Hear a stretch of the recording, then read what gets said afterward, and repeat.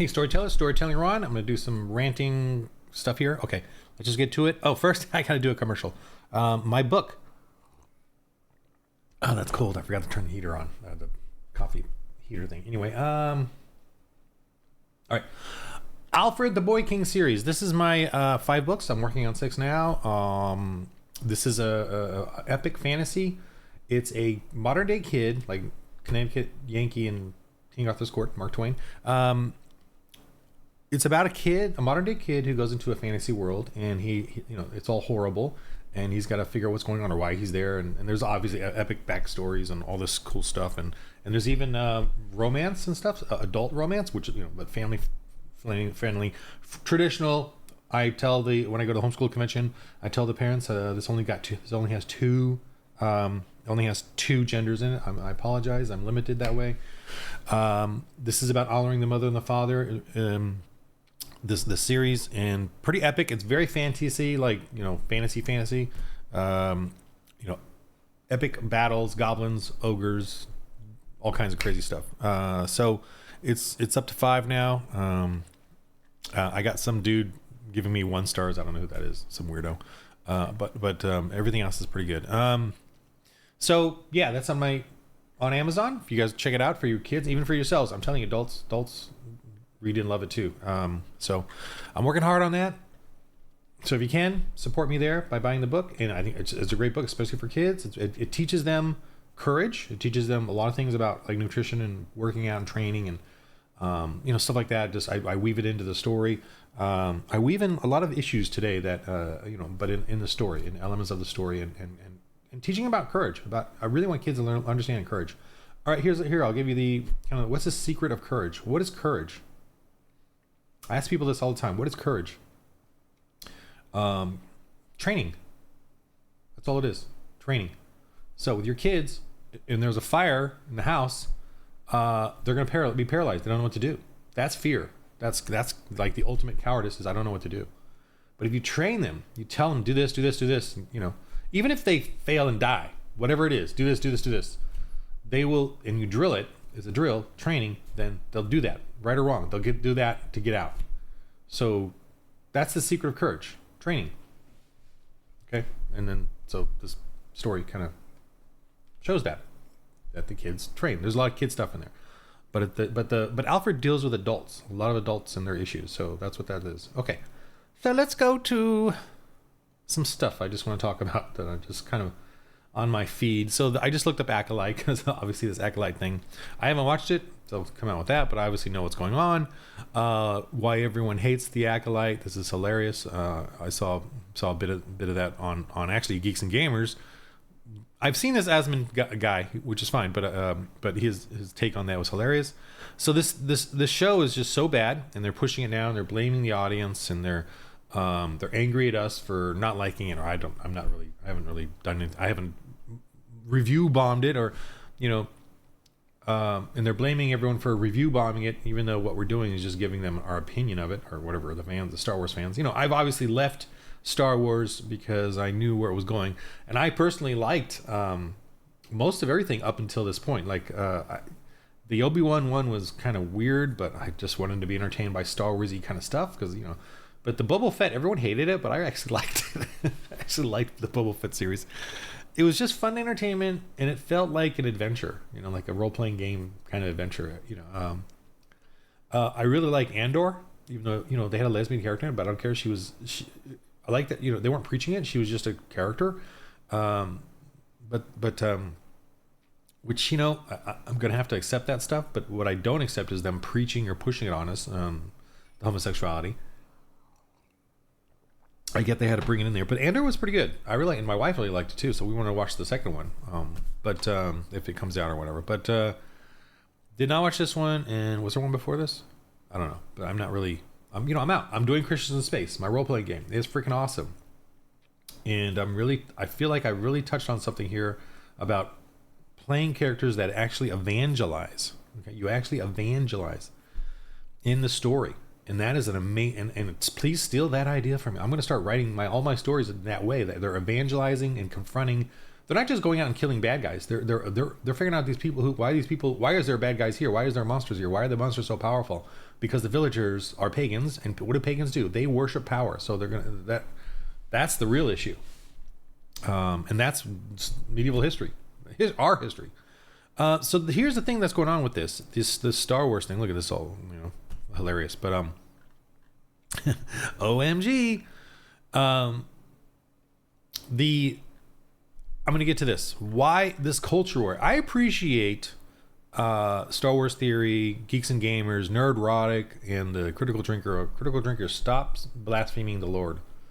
Stop blaspheming Jesus Christ. For crying out loud. Use something else. Figure it out. The problem all of these have, and they all dance around this, is they don't understand what's really happening here. They're like, why are they doing this? They're pushing their agenda. Just do great stories. These people don't care. Yeah, I'm going to go right. I just got to go to it. This is Romans 1:18-32. This is exactly what's happening and why you all are missing the big picture. And the problem is you're kind of like, you want to fight them on their ground, on their terms, the secular culture war grounds. You want to fight with their rules, and you can't figure out their rules though, because you're not actually fighting on the true foundation of us, of humans. It's the godly versus the pagans. That's the true foundation of everything. The pagans are anyone that believes they are their own savior. What they do will save them. Okay, that's the essence. And then for Christians, for us who believe in God, God decides who's saved and who isn't. Sorry, if you don't like that God decides whether you're going to be saved or not, you might not be one of the chosen. But if you do, or if it intrigues you, or if you wish you were one of the chosen, hey, you might be one of us. Hey, and I mean, I'm assuming I'm chosen because I constantly want to do things for the Lord. I enjoy it. That's sort of like and your fruits should be around you, your family life, your own life. If you are a believer in God, if you're going to be saved, it should be, the fruits should be there, or whatever it is, little, small, big, whatever. But obviously, if it's big fruits and you're just a greedy SOB, God's giving you exactly. It's a trap. He's setting you up as a trap. Anyway, cold coffee. Darn it, lukewarm. Well, it's actually kind of cold. Okay, let's do this. Romans 1:18. The wrath of God is being revealed. I love this. Paul wrote this. I love this. I'm just ranting or babbling. The wrath of God is being revealed from heaven against all the godlessness and wickedness of men who suppress the truth by their wickedness. The woke is this, and you guys are not getting it. You're not getting the roots, the foundation of what's going on. Not that any of you guys are watching this, but whatever. But whoever you, all of us that are the handful of fellowship here, thank you. They're going to suppress the truth by their wickedness. I mean, this is in the museums now as well. When I do creation tours.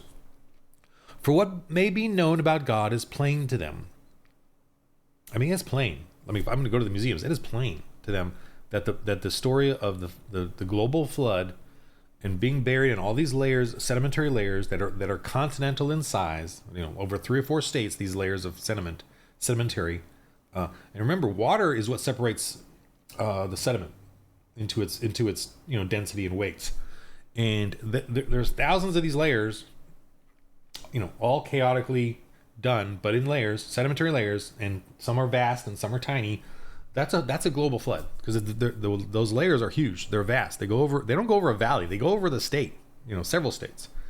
The consistency of one layer. And the buried dinosaurs and other creatures, they're all mixed in together. Mammals, reptiles, birds, dinosaurs they're huge. The bones are huge. So for them to equate this layer as being, say, 2 million years old, but there's a bone running through the entire layer, ridiculous. And I'm going off onto that. But anyway, so this is made plain even to scientists, and they still do not want, it's evolution, millions of years, evolution.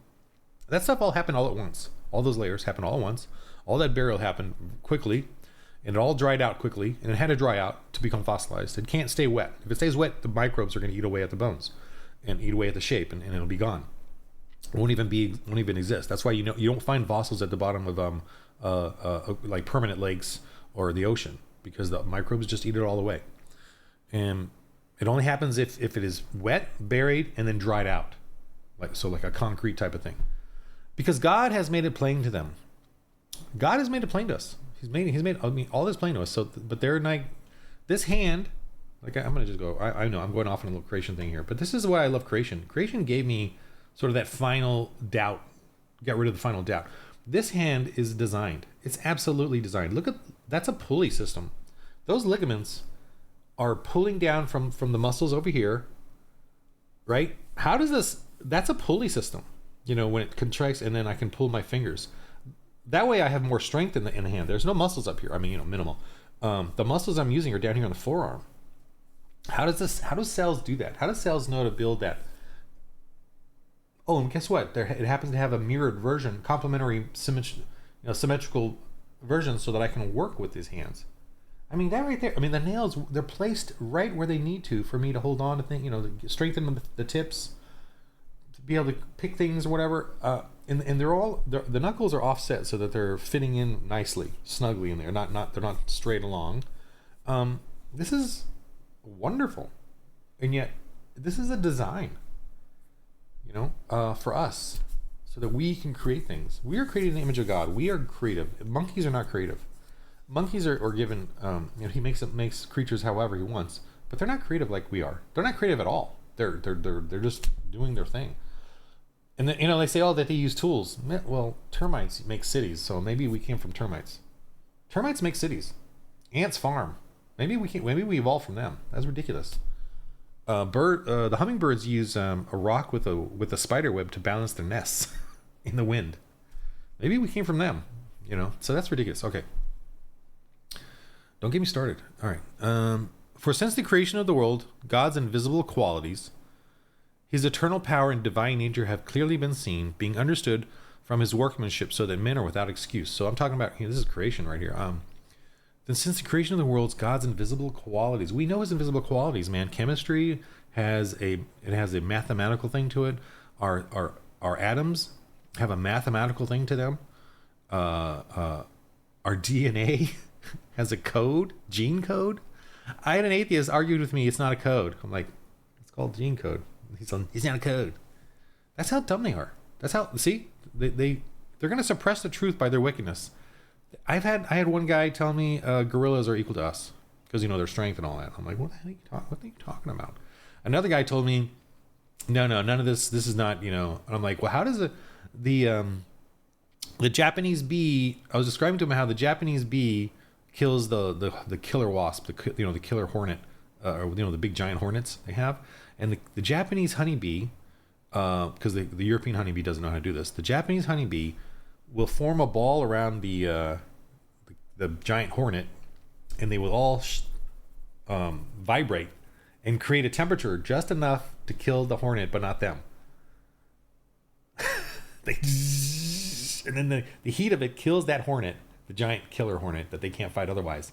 And then when this dies, because it's just like 1 degree hotter than they need for it, but not to kill them, and then they leave. And then they go do the next one as when the things are attacking them. I'm like, how do they know to do that? How do they? And he's all, there's nothing there. There's no God. There's not. And I'm like, well, how do they do it? He goes, well, there's an invisible force that moves them along. And I'm like, there's an invisible force that guides the creatures. I'm like, what the heck?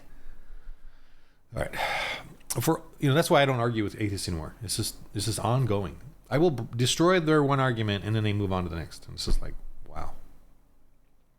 I think that you should just go with just pro-life. Just, you're murdering a baby. There's nothing more to talk about. I ain't talking about, no, you want to murder babies.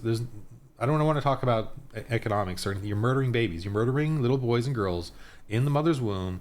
That's the end of the discussion. We're not talking politics anymore. If you're with family or whatever, I don't need to talk to you about anything. Why? You murder babies. You believe in the murdering of babies. Why do I need to talk to you about anything else? Shut up. If you don't want to get it, if you don't accept that, screw you. I don't want to talk about anything else. Let's have some dinner. Let's go ahead. But you're not going to talk about Biden or the Obama or the economy or whatever, or what Trump did or whatever. You're not going to talk about that. You murder babies. End of discussion. I don't want to talk about politics with you anymore. Don't even bring it up.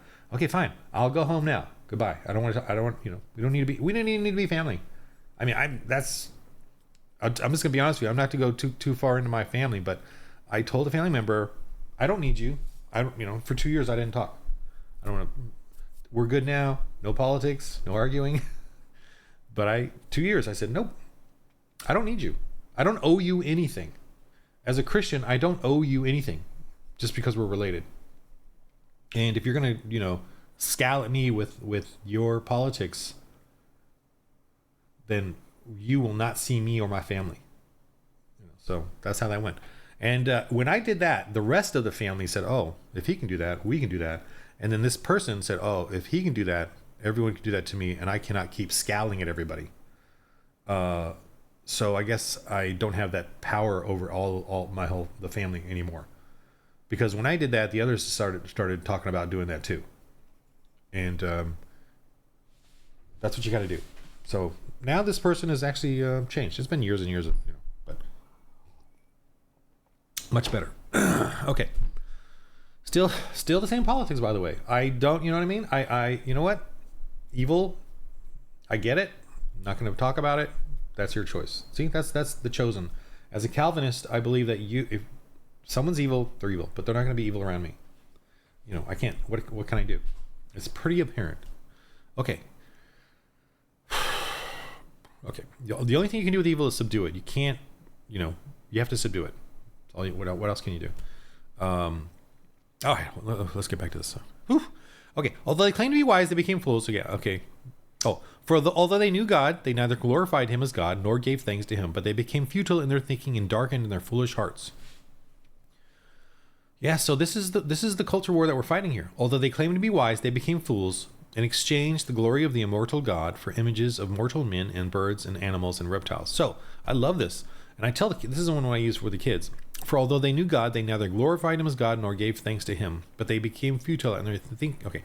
For although they knew God, they neither glorified him as God nor gave thanks to him. So I tell them when they go into these museums, if you don't see a plaque on there that glorifies God or thanks God for what's in there, they're going to become futile in their thinking and darkened in their foolish hearts. They're going to lie to you. I tell kids that. I tell kids that adults will lie to you. And they need to know that. They need to know that adults will lie to them. When you teach kids that, then they know, oh, I don't have to believe every adult. I can question them. I can go tell my parents what these adults said now. I can tell my parents what any adult, including me, says and question it. You have to teach kids that. You cannot teach them what the pagans teach them. This is whatever. Although they claim to be wise. Okay. I don't like that translation. See, here's a Christian translation. What translation is this? I'm on, actually. I am using, what am I using here? What translation am I using? Where does it say? Which one am I on? Oh, BSB, Bear. Okay, which is fine. I'll just stick with it. But although they claim to be wise, in some translations, it's professing to be wise, they became fools. I love when they say professing to be wise because it's professors. It reminds me of professors because professors means to be wise or the wise one or whatever. Professing wisdom. And although they claim to be wise, they became fools. And most professors today are fools. I don't respect professors or scientists anymore. I don't respect public school teachers especially. I'll treat them nicely. I'm glad they're helping. Well, they're trying to do something, with their lives and be productive. But I don't respect them. I don't respect public school teachers. I don't respect the position you put yourself into to brainwash the kids with the Democrat agenda. I especially don't respect professors and stuff because you have to really have an agenda to get to that path and get there. For the most part. I mean, anyway. And exchanged the glory of immortal God for the images of mortal man, birds, and animals and reptiles. This is evolution. This is evolution. Images of mortal man, birds, animals, and reptiles. Corruptible man, by the way. Oh, this is a bad translation. Mortal man. Corruptible man is actually the better translation. Yeah, let me go to King James Version just for the fun of it. See, we Christians can see right here. Corruptible man into birds, four-footed beasts, and creeping things. Okay, I like this. Professing to be wise, they became fools. I love this. And corruptible man. To me, corruptible man, obviously we're sinful men, that makes sense. But also gorillas, I think are corruptible man. I think they're, because it's referring to like creatures. an image made like to corruptible man, birds, four-footed beasts, and creeping things. So they're worshiping. I think they're worshiping. Well, they have those cavemen, those half men, those prehistoric men, which is a lie. There's never been any of that.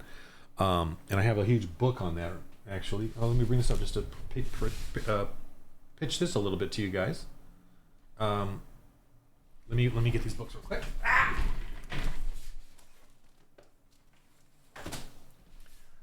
I'll go ahead and promote this guy, and I have an interview with him on my channel if you can find it. But Dr. Carl Werner, in the museums have had all this corrupt lies. So this is his book. This is the one I just got, Human Evolution, Volume 3, and this one is chock full. Look at this, of just him researching their corruptible man. The Los Angeles Museum has a huge section on this, and he's talking to the actual scientists, right? He interviews them, and he has the videos too that he sells on his website. But here, they're showing the graph of the different false teeth that they're using or whatever. I mean, I haven't read this book yet. I just got it. So, but his stuff is really, and the reads are great. Look at just the graphs and the information. This is the science textbook. So if you're like a high school kid, if you want, this is, he has curriculums for these, by the way. And I love this one because, you can show your kids this one and read it.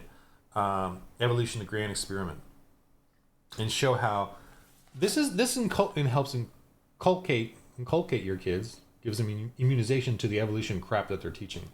And that by the way is the gateway drug that the pagans use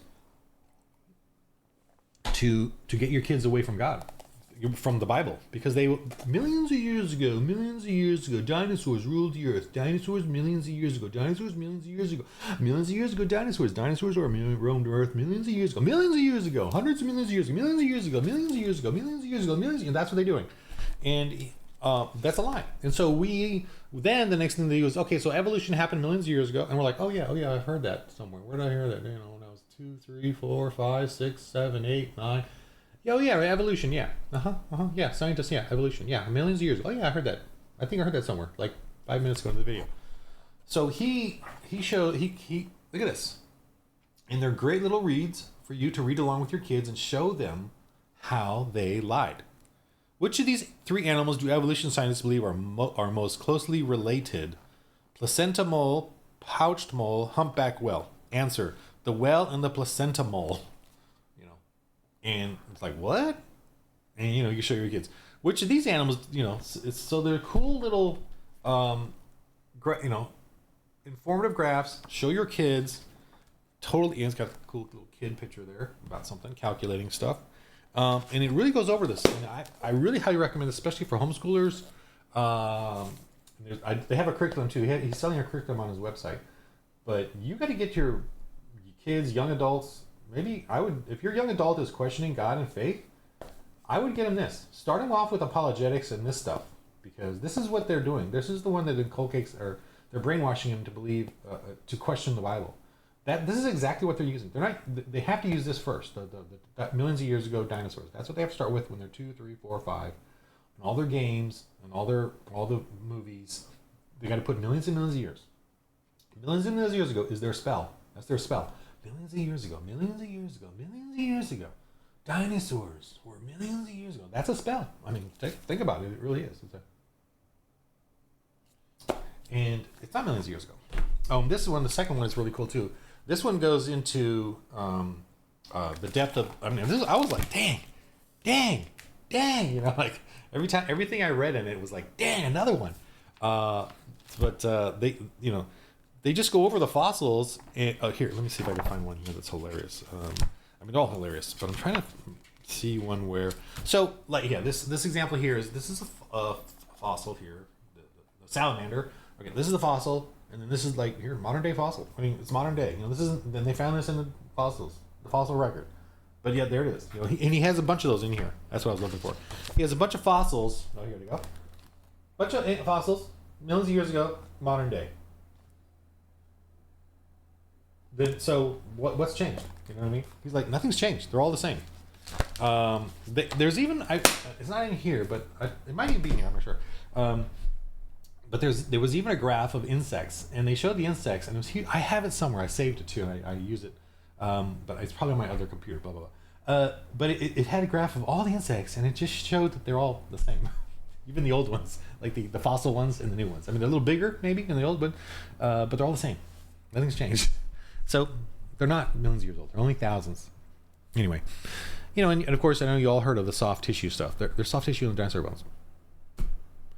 The only other soft tissue that maybe is even closely related to that are mummies, and we know those are only thousands of years old. So, okay, don't get me started. All right, I just love this stuff because it's joyful. It's godlike. My joke is, I don't know if God has enough power to roll his eyes at the lies that they constantly bring up in evolution. I mean, at that museum, I was shocked. I went. Dr. Carl Warner asked me to go and take photos of the whole place because I only did the dinosaur thing when I did the tour. I was like, I'll do the mammals, whatever. There's no evolution there. The entire thing was evolution. It was so ridiculous, and they even had the fake caveman skulls and ape to man thing. And I was like, I did not know. I didn't even know that they had all this in there. I should have, I got to now do a part that deals with that as far as part of the creation tour. But my creation tour takes an hour, which is already long enough. For the kids. Oh boy. Okay. So wherefore God also gave them up. Okay. So now we're getting into the woke culture here. Here we go. See, so think about this too. This evolution thing started 200 years ago, right? About 200 years ago. And that's the premise of how them getting us away from the word. Now, I have this other theory thing that this growth of the evolution 200 years ago was in parallel to the Christian awakening apologetics thing. So before 1800, think about this. Before 1800, every Christian had to just faith, right? You're a sinner. I'm gonna get back. This is a big issue for me. And I've been thinking about this a lot. So medieval ages, dark ages, all this bad things that Christians did. But think about it. All we had back then was faith.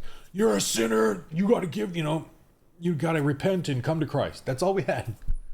So for some of us like me who want evidence and who want logic and blah, blah, blah, there wasn't any of that in the Bible in the sense of we hadn't learned all that yet. We hadn't become scientific and modern enough to understand all that.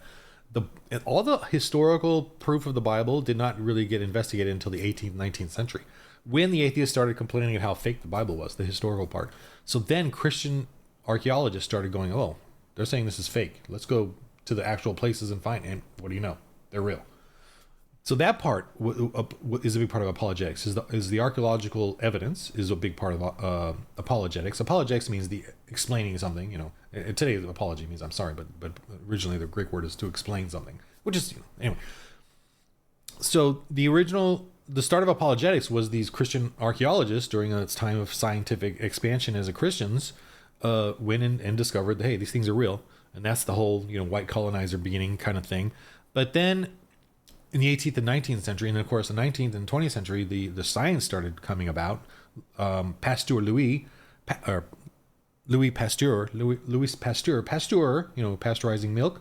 He's the one that discovered that life does not form from, like pagans thought, out of the mud, out of the swamp. He discovered that no, he did the whole experiment where if he closed off the water, it would never form life. Only the water that was exposed to the air would form bacteria and all that, and fungus. So he proved as a Christian scientist that life does not spontaneously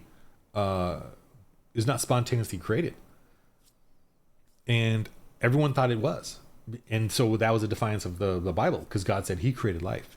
So the Bible, so that one simple thing, as the Bible has claimed, God created life, therefore life does not come out of just nothing. Even to the smallest microbes, life will not form spontaneously. It will come from a previous life. So when did that life start? For everything. If it was spontaneous, right now we would be able to do it. Absolutely, right? The simplest bacteria, whatever, even the simple virus can't even be created without cells creating the virus. But anyway, the simplest life forms cannot be created by us. In 10,000 laboratories across, filled with atheists, they cannot create life, because life comes from life, and that came. So when did it start? How it started? See, the Bible Anyway. Yeah. See? Wonderful stuff. All right. I think I went off on so many different tangents there. Wherefore, okay, now we're going to the woke part. And this is the part where, like, the woke. And, you know, where a lot of those guys fighting the culture war, sadly, are not understanding the source of this woke. It is not, you know, obviously, if you go woke, go broke. They don't care. They don't care. They're trying to break things. They're trying to break everything that we love and hold dear, which I'm kind of like, wow. I'm glad I don't love Marvel and Star Wars anymore. So I thank you, woke people, and for making me realize I was kind of idolizing those things. I'm glad I don't love those things anymore, and I want to create things for the glory of God and for His honor and for church history and study more on that. Wherefore God, I'm getting kind of dry mouth now because I'm talking so damn much. Wherefore God also gave them up to uncleanness through the lusts of their own hearts, to dishonor their own bodies between themselves. So we're getting now to that, like the 70s, that porn era, right? That pornography, that was it's coming up from evolution. To, people are like animals, so they can start becoming animalistic. Now pagans obviously have done this throughout history, but I'm just talking about he is talking about in the latter times. This is in the later times. This is all going to happen. But they're becoming very pornographic, very promiscuous. Who changed the truth of God into a lie and worshipped and served the creature more than the Creator, who is blessed forever. Amen. So evolution is getting people to say, because evolution is about creatures evolving to superior things and will one day become a god. That's what serving the creature is. And they're not, and they ignore that there's a God who created everything. So unclean through lusts of their own hearts. So they're becoming, this society of them is becoming amoral. For this cause, God gave them up. So remember, God is in charge. This is saying God's in charge. He's letting them, the unchosen, do this stuff, showing us what it's like to be without God. What it's like to do this. Now, if you atheists or unchosen are so amazing, prove it. God's saying prove it. You're not going to be able to. You're going to do exactly what He's saying. Gave up their vile affections, for even their women did change the natural use into that which is against nature. Women becoming lesbians and making acolyte series change the natural use into that which is against nature. And likewise also the men, leaving the natural use of the woman, burned in their lust one toward another, men with men, working that which is unseemly. Yeah, you know what I'm talking about. And receiving in themselves that recompense of their error, which was met. Whatever. The diseases that the gay community has is horrific versus compared to, well, even normal promiscuity diseases are terrible, but it's like tenfold with the gays. The HIV, the syphilis, the septic stuff. I don't want to go too much further than that. They get horrible septic stuff. No one wants to talk about that. They're going to cover that up. And even as they did not like to retain God in their knowledge, God gave them over to a reprobate mind. So this is what we're fighting, reprobate. And even as they did not like to retain God in their knowledge, God gave them over to a reprobate mind. So how are you going to debate or argue with or anything with a reprobate? How are you going to, you want to kill babies, end of discussion. I don't have anything else to talk to you about. The most important thing we Christians can do is fellowship and then ministry and then preach the word and warn people of their demise. That's it. And hopefully we will save a few of them that are the chosen. We will sift them out from the unchosen. Well, not we, but God will. But He will use us in that. And we're doing this. What we're doing right now with ministry is because we love God. We want to do something and keep busy for God. God doesn't need us to do any of this. He can save whoever He wants. We're doing it for us because we love God. We want to serve Him. To do those things which are not convenient. Okay. God gave them over to reprobate mind to do those things which are not convenient. That's interesting.